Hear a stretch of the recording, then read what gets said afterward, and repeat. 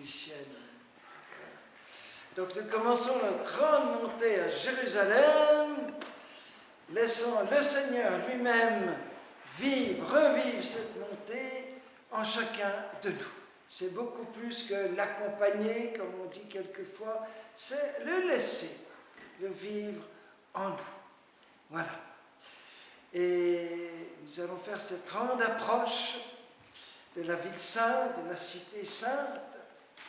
Nous allons aussi partir au désert, ce sera l'évangile de dimanche déjà, partager les tentations de Jésus pour partager sa victoire. Il a voulu connaître toutes nos tentations pour nous donner part à sa propre victoire.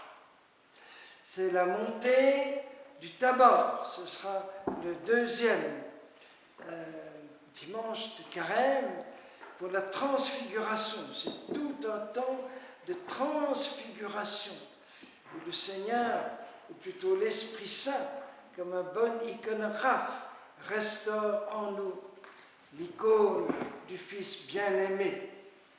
Et ce n'est pas un hasard si cette année, le mercredi des Cendres coïncide avec la fête du bienheureux Fra Angelico, que Jean-Paul II, dès qu'il est devenu pape, a voulu proclamer le prophète de la beauté.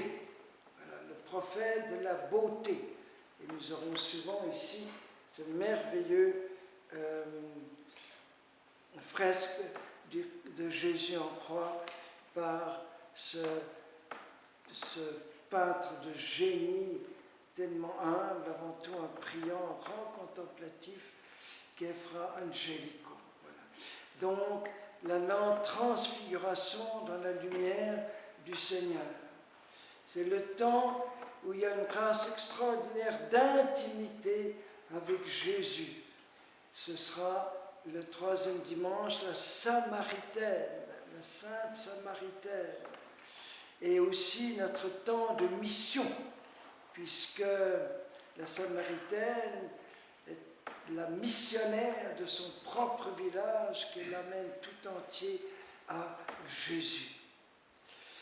C'est aussi le passage dans l'hémisphère nord, donc la nôtre ici actuellement, enfin pour ceux qui sont d'un autre hémisphère, mais qui sont dans la partie nord du globe terrestre, le merveilleux passage de l'hiver au printemps, c'est-à-dire de la mort apparente à la vie.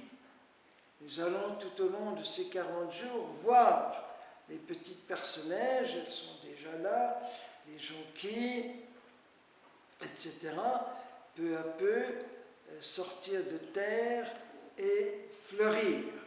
Ce sera l'image de Jean de la Croix qui disait que c'est le temps où tout ce qui a été semé en nous à notre baptême, eh bien, peu à peu, faire craquer les terres gelées sous le souffle chaud de l'Esprit Saint, le vent d'automne, qui ici est un vent chaud parce qu'il vient du sud.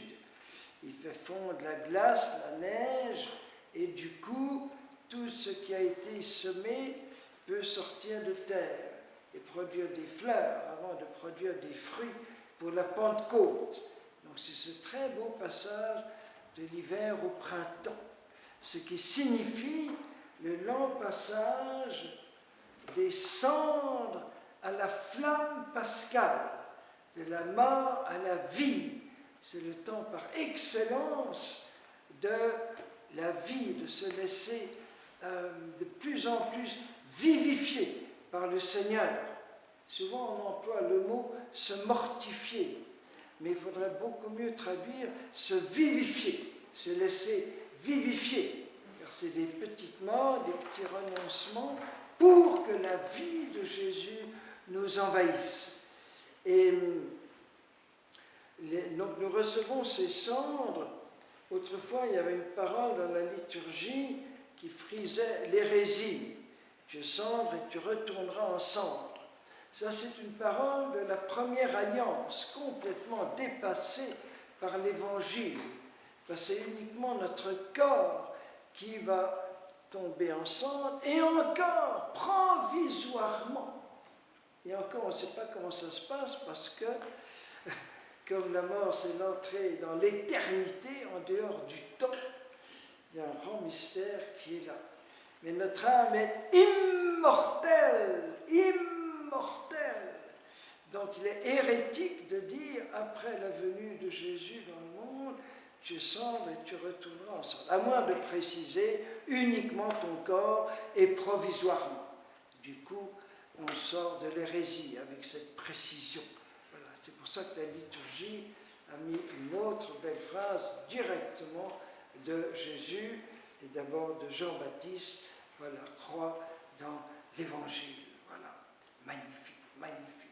Et donc c'est ce passage de la cendre qui tout de même symbolise ce qui est éteint jusqu'à cette flamme de la nuit de Pâques qui va ranimer la lumière reçue à notre baptême, la flamme étant le symbole par excellence de la vie, puisqu'elle engendre et la chaleur et la lumière sans lesquelles nous ne pouvons pas vivre. Amen.